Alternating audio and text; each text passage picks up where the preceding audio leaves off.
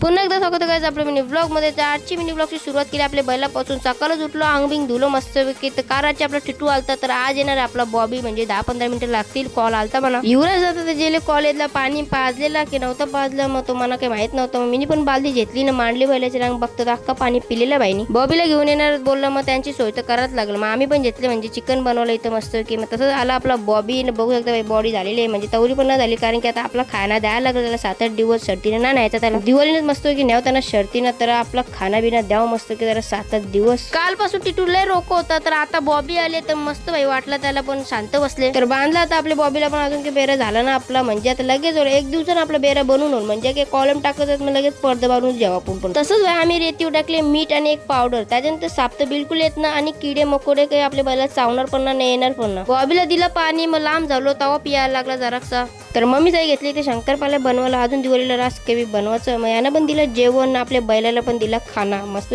खात होता, लांब जेलो मग तेव्हा खात होता मस्त की। तर चला, तुम्हाला कसा वाटला आपला आजचा ब्लॉग नक्की सांगा कमेंट मध्ये। त्याच्या लाईक करा, युट्यूबला सबस्क्राईब करा, इंस्टाला फॉलो करा। तर भाई लवकर येणार आम्ही दिवाळीला शर्ती ना, त्यासाठी भाई काही ना फॉलो करून ठेवा आपल्याला फक्त, बाकी काहीच ना भाई। Bye bye.